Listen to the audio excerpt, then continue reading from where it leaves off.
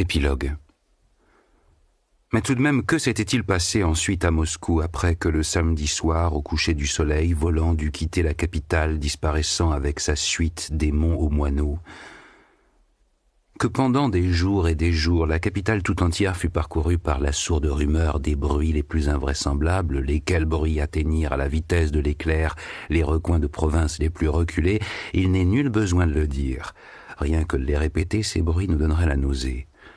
L'auteur de ces lignes empreintes de vérité, lui-même, de ses propres oreilles, se dirigeant vers Féodosia, entendit raconter dans le train qu'à Moscou, 2000 personnes s'étaient retrouvées toutes nues, au sens le plus strict de ce terme, à la sortie d'un théâtre, et que c'est dans cet état qu'elles étaient rentrées chez elles, toutes en taxi-moteur. On chuchotait « le démon » dans les files d'attente devant les crèmeries, dans les tramways, les magasins, les appartements, les cuisines, les trains de grande ligne comme les trains de banlieue, les gares et les haltes ferroviaires, dans les datchas et sur les plages. Les personnes les plus évoluées et les plus cultivées, naturellement, ne prenaient aucune part à ces récits au sujet du démon en visite dans la capitale, et elles allaient jusqu'à s'en moquer, essayant de ramener les compteurs à la raison. Mais les faits, comme on dit, sont têtus, et il n'était pas possible de s'en débarrasser sans explication. Quelqu'un avait bien séjourné dans la capitale. Les charbons fumants qui restaient de Griboyedov, sans parler de beaucoup d'autres choses, n'en offraient une preuve que trop éloquente. Les personnes cultivées adoptèrent la position des enquêteurs. On avait eu affaire à une bande d'hypnotiseurs et de ventriloques, maîtres incontestés de leur art. Des mesures pour appréhender cette bande, tant à Moscou qu'en dehors de la ville, furent prises, vous pensez bien, sur le champ, des mesures énergiques, mais qui restèrent déplorablement inutiles. Le soi-disant Voland et tous ses affidés avaient disparu, et n'étaient plus revenus à Moscou. Il n'était plus apparu nulle part, et ne se manifestait plus d'aucune façon. On soupçonna très naturellement Voland d'avoir fui à l'étranger, mais là non plus, il n'avait plus donné signe de vie. L'enquête sur cette affaire dura peu de temps, car, quoi qu'on la prenne par un bout ou par un autre, elle était monstrueuse. Sans parler des 4 bâtiments brûlés et des centaines de personnes devenues folles, il y avait eu des morts. 2 personnes avaient été tuées sans doute possible. Berlioz et ce malheureux qui travaillait au bureau de visite des hauts lieux touristiques de la ville par les étrangers, le ci-devant baron Meigel.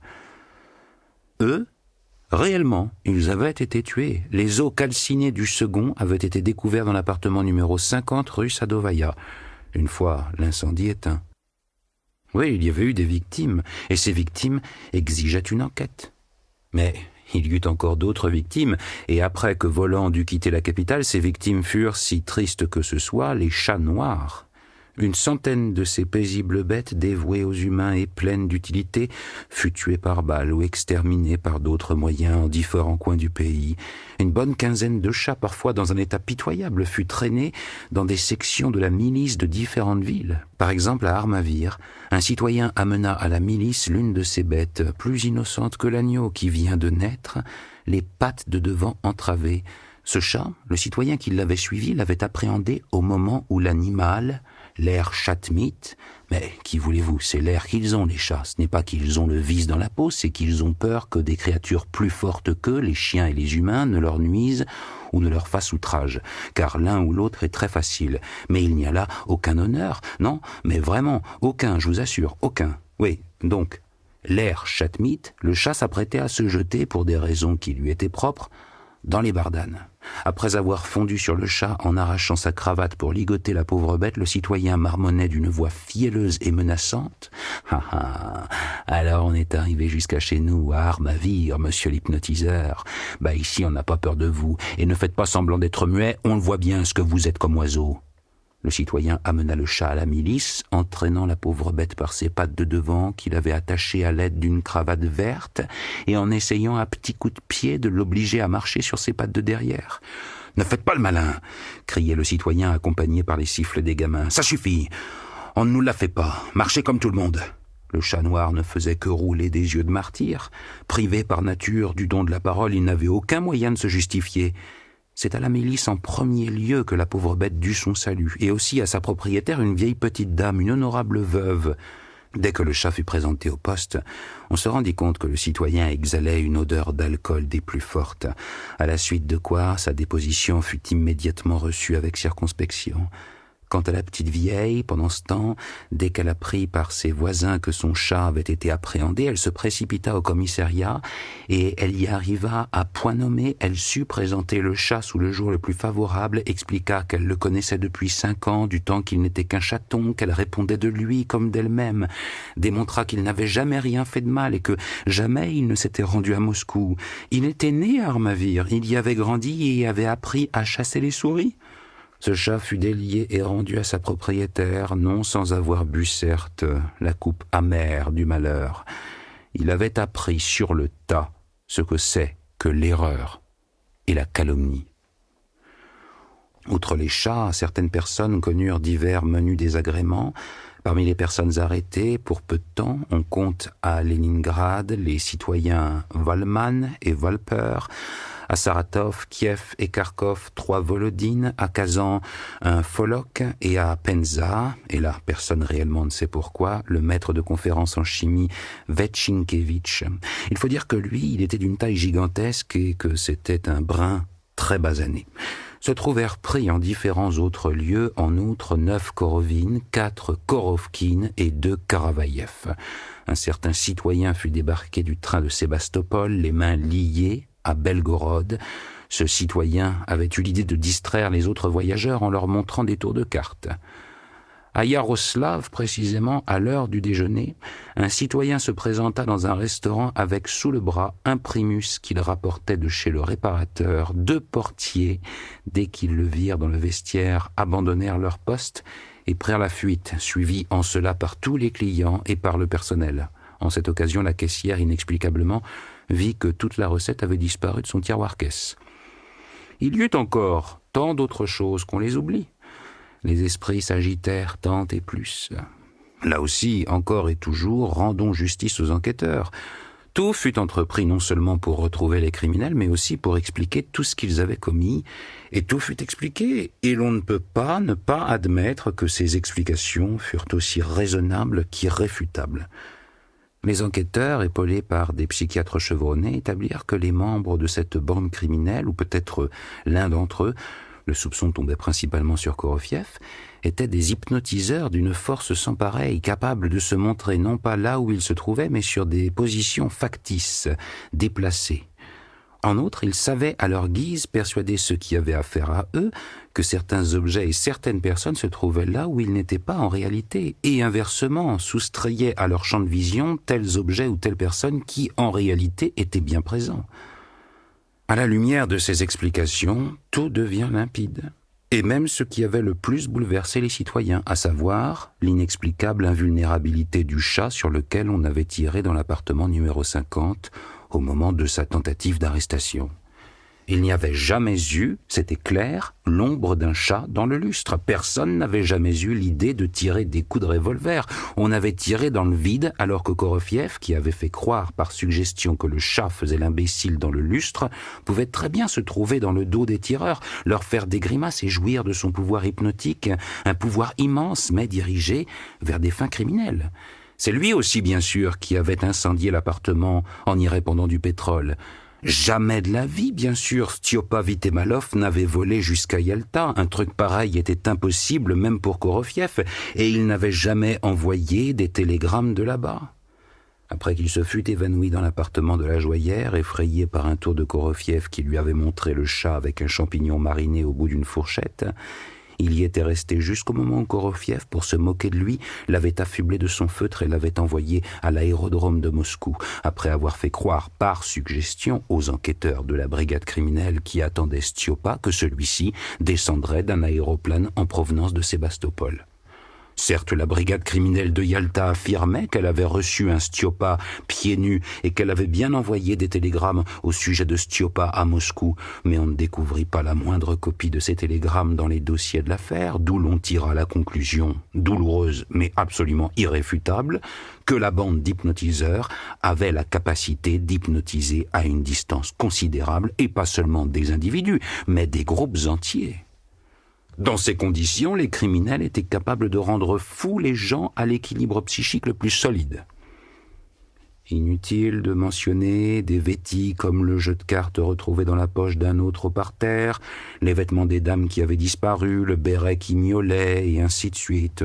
Ce genre de tour est à la portée du premier hypnotiseur, un tant soit peu doué sur la première scène venue, y compris le tour tout simple consistant à arracher la tête du conférencier. Le chat parlant, là encore, ce n'était que de la petite bière.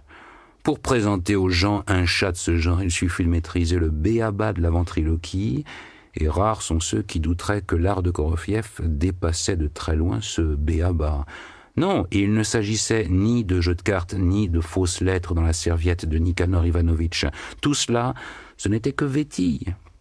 C'est lui, Korofiev, qui avait poussé Berlioz, le vouant à une mort certaine sous le tramway. C'est lui qui avait rendu fou l'infortuné poète sans logis, qui l'avait forcé à rêver et à voir dans ses songes douloureux l'antique Yerkalaïm et l'aride mont chauve brûlé par le soleil avec les 3 pendus à leur croix. C'est lui et sa bande qui avaient forcé à disparaître à Moscou Margarita Nikolaïevna et sa femme de ménage, la belle Natacha. À propos, cette affaire-là fut étudiée avec un soin particulier. Il s'agissait d'établir si ces femmes avaient été enlevées par la bande d'assassins et d'incendiaires, ou bien si elles s'étaient enfuies volontairement avec cette compagnie de criminels. En se fondant sur la déposition inepte et embrouillée d'Ivan Nikolaïevitch, et en tenant compte du billet étrange et empreint de folie laissé à son mari par Margarita Nikolaïevna, billet où elle lui disait qu'elle se faisait sorcière, et compte tenu du fait que Natacha avait disparu en abandonnant tout ce qu'elle portait sur elle, l'enquête parvint à la conclusion que tant la maîtresse de maison que la femme de ménage avaient été hypnotisées, comme beaucoup d'autres, et enlevées, sous hypnose, par cette bande. Quelqu'un émit l'idée sans doute rigoureusement exacte que ce qui avait attiré les criminels était la beauté des 2 femmes. Mais ce qui resta totalement inexpliqué pour les enquêteurs, ce sont les raisons qui avaient poussé la bande à enlever un malade mental qui se faisait appeler le maître dans une clinique psychiatrique. Cela, personne ne parvint à l'éclaircir, de même qu'il ne fut pas possible de trouver le nom de famille du malade enlevé. C'est ainsi que ce dernier disparut pour toujours, sous le nom de défunt de numéro 118 du bloc 1. Ainsi, tout, ou presque, se trouva expliqué, et l'enquête prit fin, comme tout, en général, à une fin. Quelques années s'écoulèrent et les citoyens commencèrent à oublier Voland, Korofiev et les autres. Il y eut bien des changements dans la vie des victimes de Voland et de ses affidés, et si menus et insignifiants que fussent ces changements, il convient de les noter. Georges, par exemple, Bengalski, après avoir passé 3 mois à la clinique, se rétablit et sortit, mais il fut obligé de quitter son travail aux Variétés, où, au moment de la cohue la plus brûlante, quand le public prenait la billetterie d'assaut, le souvenir de la magie noire et de son dévoilement s'avéra trop prégnant. Bengalski abandonna les Variétés parce qu'il comprenait qu'apparaître tous les soirs devant 2000 personnes, être inévitablement reconnu et se trouver l'objet de questions ironiques sur le fait de savoir comment il se sentait le mieux, avec tête ou sans tête, lui était trop pénible. Oui. En outre, le conférencier avait perdu une grande partie de cette gaieté si nécessaire à l'exercice de sa profession. Il ne lui restait que la désagréable et pesante habitude à chaque pleine lune de printemps de tomber dans un état d'anxiété, se prendre soudain le cou, à 2 mains, lancer à la ronde des regards effrayés, et fondre en larmes.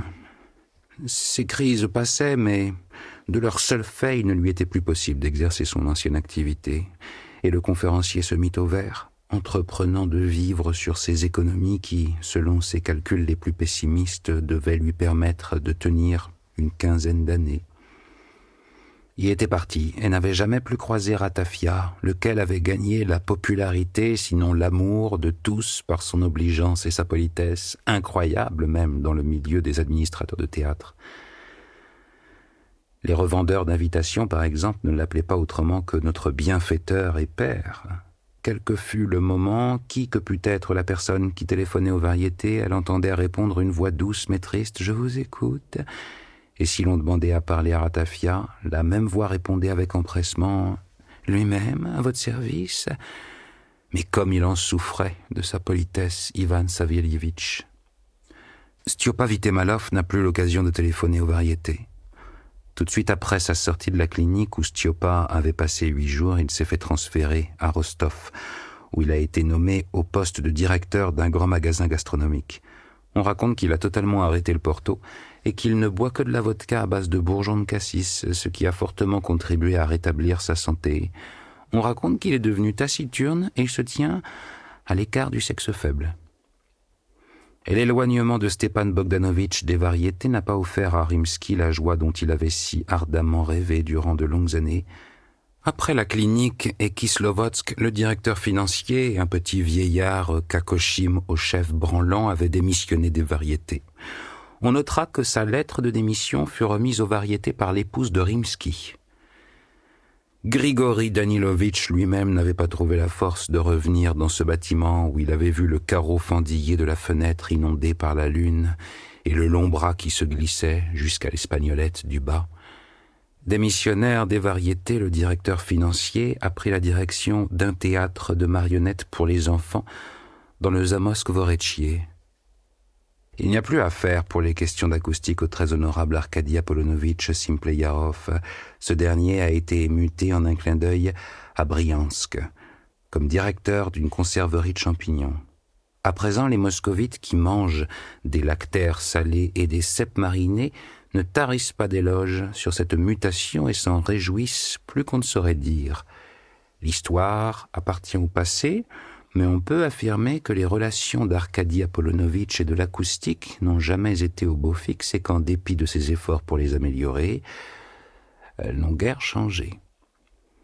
Au nombre des personnes qui, outre Arkady Apollonovitch, ont rompu avec le théâtre, il convient aussi de mentionner Nikanor Ivanovitch Bossoï, même si ce dernier n'avait d'autre rapport avec le théâtre que son amour pour les billets gratuits. Non seulement Nikanor Ivanovitch n'achète jamais aucun billet de théâtre, mais il n'y va pas non plus gratuitement, et dès que l'on parle théâtre en sa présence, son expression change. Et c'est une haine non moins féroce, nous dirions même plus féroce, que, par-delà le théâtre, il voue au poète Pouchkine et à ce talentueux acteur que fut Sava Potapovitch Kourolyesov. C'est au point que l'an passé, découvrant dans le journal en encadré noir que Sava Potapovitch, au zénith de sa carrière, venait de succomber à une attaque, Nikanor Ivanovitch devint si rouge qu'il faillit lui-même suivre les traces toutes fraîches de Sava Potapovitch et hurla « Bien fait pour lui !» Pis encore, ce même soir, Nikanor Ivanovitch, que la mort de cet acteur populaire avait plongé dans une marée de souvenirs pesants, solitairement, dans la seule compagnie de la pleine lune qui éclairait la Sadovaya, se saoula comme un Polonais. Chaque verre qu'il vidait allongeait devant lui une file maudite de figures haïssables, et il y avait au nombre de ces figures Sergei Gerardovitch Dunchil, la belle Ida Herkulanovna, et ce rouquin qui possédait des oies de combat, et le sincère Nikolai Kanivotov. Et eux, que leur est-il donc arrivé ? Mais voyons, il ne leur est juste rien arrivé du tout, et il ne peut rien leur arriver du tout, vu qu'ils n'ont jamais existé, pas plus que cet artiste sympathique, le conférencier, le théâtre lui-même, et cette vieille Gripsou, cette tantine Porokovnikova, qui laissait ses devises moisir dans sa cave, et il n'y avait jamais eu de trompette d'or et de cuistots insolents. Tout cela, Nikanor Ivanovitch ne l'avait vu qu'en rêve, sous l'influence de cette crapule de Korofiev. Le seul vivant à s'être retrouvé dans ce rêve était justement Sava Potapovitch. Et s'il s'était retrouvé là, c'était seulement parce qu'il s'était gravé dans la mémoire de Nikanor Ivanovitch en raison de ses fréquentes prestations à la radio. Lui, il avait existé. Les autres, non. Alors aussi bien, Aloïs Mogaritch, lui non plus, n'aurait pas existé. Oh que si. Non seulement il a existé, mais il existe encore à présent, et précisément au poste auquel Rimsky a renoncé, à savoir celui de directeur financier des variétés. À son réveil, plus ou moins 24 heures après sa visite chez Voland, dans un train quelque part du côté de Viatka, Aloïs s'était persuadé qu'il avait quitté Moscou. Il ne savait pas pourquoi, dans un état second, et qu'il avait oublié d'enfiler son pantalon, mais qu'en revanche, sans être capable d'en expliquer la raison, il avait volé le registre du constructeur, registre dont il n'avait que faire. Non sans payer une somme astronomique au contrôleur, Aloïs avait acquis un vieux pantalon graisseux et était immédiatement rentré de Viatka. Malheureusement, il n'avait pas retrouvé la petite maison du constructeur. La vieille bâtisse avait été réduite à néant par l'incendie. Mais Aloïsi était un homme plein de ressources. 2 semaines plus tard, il occupait une pièce splendide, ruelle Brioussovski, et quelques mois plus tard, il occupait déjà le bureau de Rimsky. Et de la même façon que Rimsky avait souffert de Stiopa, c'est aujourd'hui Ratafia qui souffre le martyre à cause d'Aloïsi. Ivan Savelievitch ne rêve que d'une chose, qu'on expédie au diable Vauvert, cet Aloïsi des variétés, parce que, comme il le chuchote parfois en privé, de salopard comme Aloïsi, je crois bien que je n'en ai jamais vu de ma vie, et venant de cet Aloïsi, je peux m'attendre à tout. Cela dit, peut-être l'administrateur est-il partial. On n'a noté aucune affaire louche autour d'Aloïsi, et même en général aucune affaire du tout, si l'on accepte évidemment la nomination en remplacement du buffetier Jutov de quelqu'un d'autre. Andreï Fokitch, quant à lui, est décédé d'un cancer du foie dans la clinique du premier centre hospitalier, plus ou moins 9 mois après l'apparition de Voland à Moscou. Oui, des années se sont écoulées, et les aventures, véridiquement rapportées dans ce livre, se sont distendues et se sont effacées des mémoires. Mais pas de toutes. Non, pas de toutes. Tous les ans, sitôt qu'arrive la fête de la pleine lune du printemps, on voit paraître sous les tilleuls des étangs du patriarche un homme d'une 30aine d'années, voire un peu plus. Les cheveux roux, les yeux verts, la mise modeste. C'est un collaborateur de l'Institut d'histoire et de philosophie, le professeur Ivan Nikolaïevitch Poniryov. Quand il arrive sous les tilleuls, il s'assied toujours sur le banc sur lequel il était assis ce fameux soir où Berlioz, que tout le monde a oublié depuis longtemps, avait vu pour la dernière fois de sa vie la lune se briser en morceaux. À présent, cette lune entière, blanche au début de la soirée, puis dorée avec une tache en forme de cheval dragon, flotte sur l'ancien poète Ivan Nikolaïevitch et en même temps reste immobile dans sa hauteur. Ivan Nikolaïevitch connaît tout cela. Il sait. Et il comprend. Il sait que dans sa jeunesse, il a été victime d'hypnotiseurs criminels, qu'il a été soigné et a été guéri. Il sait aussi qu'il y a des choses qu'il n'arrive pas à maîtriser. Il n'arrive pas à maîtriser cette pleine lune de printemps. Dès qu'elle commence à approcher, dès que l'astre qui jadis était pendu au-dessus des 2 chandeliers à 5 branches commence à s'élargir et s'emplit d'or, Ivan Nikolaïevitch devient inquiet, nerveux. Il perd l'appétit et le sommeil, il attend la pleine lune. Et quand la pleine lune arrive, rien ne pourrait retenir Ivan Nikolaïevitch chez lui. Au soir, il sort et se rend aux étangs du patriarche. Assis sur le banc, cette fois, c'est très ouvertement qu'Ivan Nikolaïevitch parle tout seul. Il fume, il plisse les yeux tantôt vers la lune, tantôt vers le si mémorable tourniquet. Ivan Nikolaïevitch passe ainsi 1 heure ou 2. Ensuite, il se lève et, suivant toujours le même itinéraire, par la Spiridonovka, le regard vide, comme aveugle, il s'enfonce dans les ruelles de l'Arba. Il passe devant le kiosque à pétrole, tourne là où le vieux bec de gaz menace aujourd'hui de tomber et se glisse vers le grillage derrière lequel il voit un jardin fastueux mais encore dépouillé avec au fond, illuminé par la lune du côté où l'on voit la fenêtre à 3 carreaux en encorbellement et sombre de l'autre, un hôtel particulier de style gothique. Le professeur ne sait pas ce qui l'attire vers ce grillage ni qui habite dans cet hôtel particulier, mais il sait que par cette nuit de lune, il lui est impossible de se dominer. Il sait, en outre, que dans ce jardin, derrière le grillage, il verra toujours la même chose. Il voit sur le banc un vieillard corpulent avec une barbiche, un pince-nez et des traits légèrement porcins. Ivan Nikolaïevitch trouve toujours cet habitant de l'hôtel particulier dans la même pose songeuse, le regard dirigé vers la lune. Ivan Nikolaïevitch sait qu'après avoir admiré la lune, l'homme assis ne manquera jamais de lever son regard vers les fenêtres de la tourelle, qu'il fixera comme s'il attendait qu'elles s'ouvrent et qu'apparaisse sur le rebord de l'une d'entre elles quelque chose d'extraordinaire. Tout ce qui suit, Ivan Nikolaïevitch le sait par cœur.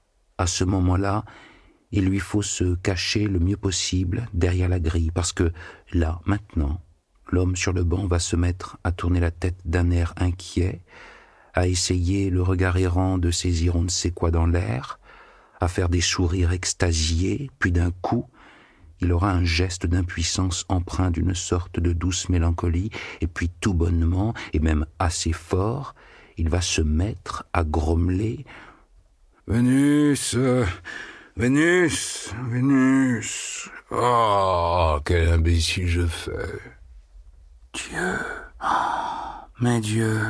murmurera Ivan Nikolaïevitch, caché derrière la grille, sans quitter de son regard brûlant ce mystérieux inconnu. Voilà une autre victime de la lune. Oui, c'est encore une victime dans mon genre. Mais l'homme assis poursuivra ses discours. Oh, quel idiot je suis. Mais pourquoi ne me suis-je pas envolé avec elle? De quoi ai-je eu peur? Espèce de vieille âne. Je demande un certificat. Supporte maintenant, vieux crétin. Cela continuera ainsi jusqu'au moment où, dans la partie obscure de l'hôtel particulier, claquera une fenêtre et l'on y verra apparaître une forme blanchâtre tandis que résonnera une désagréable voix de femme. « Nikolai Ivanovitch, où êtes-vous? Qu'est-ce que c'est que ces lubies? Vous voulez attraper la malaria? Rentrez, votre thé vient d'être servi !» Alors, bien sûr, l'homme assis retrouvera ses esprits et répondra d'une voix fausse. « Je voulais juste prendre l'air, juste un peu d'air, ma chérie. L'air est si bon. » Et là, il se lèvera de son banc, montrera en douce le poing à la fenêtre aussitôt refermée et rentrera chez lui, entré dans les pieds. « Il ment, oh Dieu, comme il ment !» murmure Ivan Nikolaïevitch en s'éloignant de la grille. Ce n'est pas du tout l'air qui l'attire dans le jardin. Il voit quelque chose dans cette nuit de pleine lune, dans la lune et dans le jardin là-haut. Ah, je donnerais cher pour pénétrer son secret, pour savoir quelle est cette Vénus qu'il a perdue et qu'il essaie maintenant en vain à tâtons d'attraper dans l'air. Le professeur rentre chez lui tout à fait malade. Son épouse fait mine de ne pas remarquer son état et le presse de se coucher. Mais elle-même, elle ne se couche pas. Elle reste lire à la lumière de la lampe. Elle regarde le dormeur avec des yeux amers. Elle sait qu'à l'aube, Ivan Nikolaïevitch se réveillera dans un cri déchirant, qu'il se mettra à pleurer et se débattre. C'est pourquoi elle tient devant elle, sur la nappe, à côté de la lampe, une seringue tout prête dans l'alcool et une ampoule pleine d'un liquide couleur de thé très fort. La pauvre femme liée à un homme gravement malade est à présent délivrée et peut s'endormir sans crainte. Ivan Nikolaïevitch, après la piqûre, dormira jusqu'au matin, le visage heureux, et faisant des rêves dont elle ne saura rien, sublime, heureux. Ce qui réveille le savant et qui le fait crier à fendre l'âme par cette nuit de pleine lune, c'est toujours la même chose. Il voit un bourreau irréel, sans nez, qui se levant d'un bond pousse une espèce de soupir sourd et enfonce sa lance dans le cœur d'un Estas devenu fou, pendu à son poteau.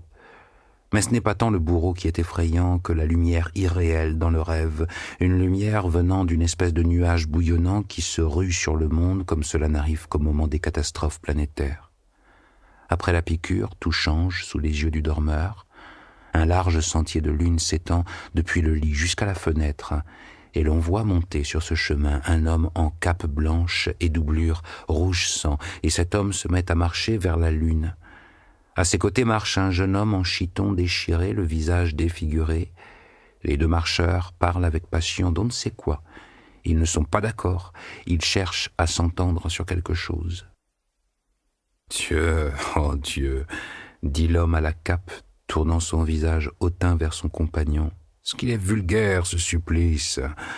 Mais dis-moi s'il te plaît. » Et là, ce visage de hautain, il devient suppliant. « Ça n'a pas eu lieu. Je t'en supplie, dis-moi que ça n'a pas eu lieu. » « Mais bien sûr que ça n'a pas eu lieu, » répond le compagnon d'une voix enrouée.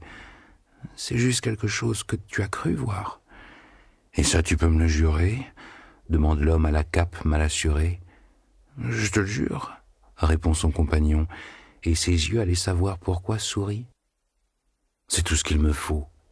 s'exclame l'homme à la cape, et il s'élève toujours plus haut vers la lune entraînant son compagnon.